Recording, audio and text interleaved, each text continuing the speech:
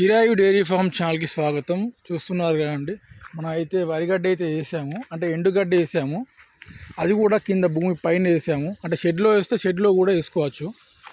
ఈ చలికాలంలో ఏంటంటే నైట్ టైం మనం ఇంటికి వెళ్తాం కదా, అంటే కట్టేసి షెడ్లో కట్టేసి ఇంటికి వెళ్తాం కదా, అలాంటి టైంలో అయితే మనం అయితే వరిగడ్డ వేయాలి. అది కూడా ఎక్కువ మోతాదులో వేయాలి.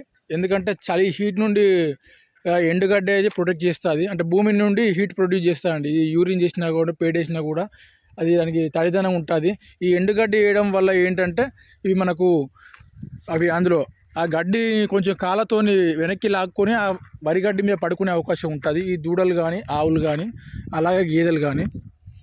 ఎప్పుడు కూడా చలికాలంలో అయితే మనం పచ్చిగడ్డి అయితే వేయకూడదు. ఈవినింగ్ టైంలో అంటే పచ్చిగడ్డి గారాల్లో వేస్తాయి, ఒక టబ్బుల్లో కానీ అలా వేసి చాపర్తో చాపింగ్ చేసి ఇలా వేస్తూ ఉంటారు కదా.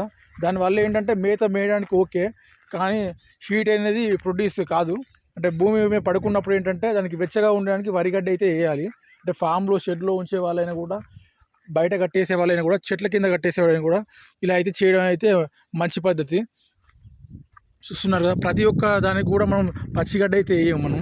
అంటే నైట్ టైంలో ఈవినింగ్ టైంలో అయితే మళ్ళీ మోతాదుకు మించి అయితే వేయడం మంచిదండి.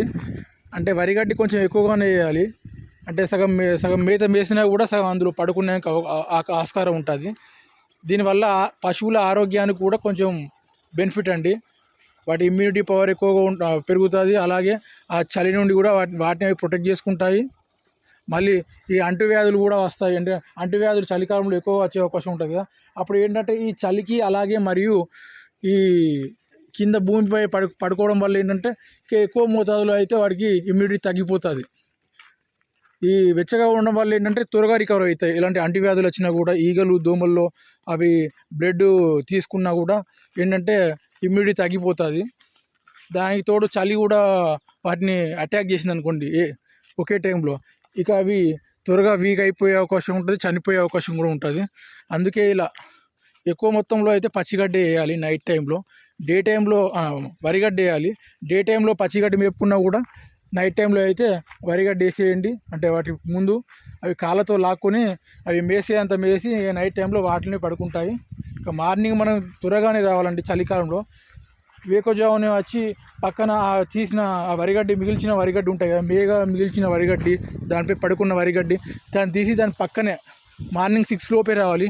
4:30 5 ఆ టైంలో వచ్చేసి ఆ వరిగడ్డిని కొంచెం కర్రతో పక్కకు లాగి ఆ షెడ్లోనే వాటి పక్కనే కొంచెం హీట్ ప్రొడ్యూస్ చేయాలి. అంటే ఆ వరిగడ్డిని కొంచెం మంట పెట్టేస్తే అవి అందులో ఉన్న దోమలు సూక్ష్మజీవులు అందులో చనిపోతాయి. అలాగే ఈ పశువులకు కూడా కొంచెం హీట్ ప్రొడ్యూస్ అవుతుంది, వెచ్చదనంగా ఉంటుంది. మరి కొందరు ఏంటంటే దూడలను అయితే లేపరు మార్నింగ్ టైంలోనే లేపాలండి. అవి డైలీ ఒక టైం సెన్స్ మెయింటైన్ చేయాలి. దూడలకు కూడా, దూడలతో ఆవులకు పాలు తీస్తారు, దాంతోపాటు దూడలకు కూడా సేమ్ టైం సెన్స్ మెయింటైన్ చేయాలి. మార్నింగే లేపాలి. ఎర్లీ మార్నింగ్ లేపి వాటికి పచ్చి మేతనైనా లేదంటే ఏదైనా అలవాటు చేయాలి. లేదంటే అవి పడుకొని ఉన్నాయనుకోండి, మనం పొద్దున 10 గంటల వరకు కూడా అలాగే పడుకొని ఉన్నాయనుకోండి, అవి కొంచెం ఇన్యాక్టివ్ అయిపోతాయి.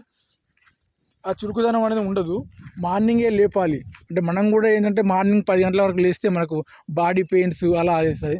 అదే ఎర్లీ మార్నింగ్ లేచామనుకోండి, మనకు క్రమశిక్షణ ఉంటుంది. అలాగే మనకు ఆరోగ్యం కూడా బాగుంటుంది టైం సెన్స్ మెయింటైన్ చేస్తే.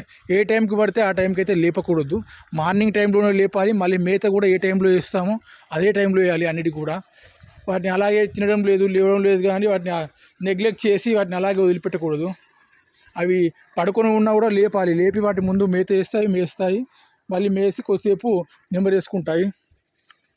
వీడియో చూస్తున్న ప్రతి ఒక్కరికి కూడా ధన్యవాదాలు. మరొక వీడియోతో మళ్ళీ కలుద్దాం. బాయ్.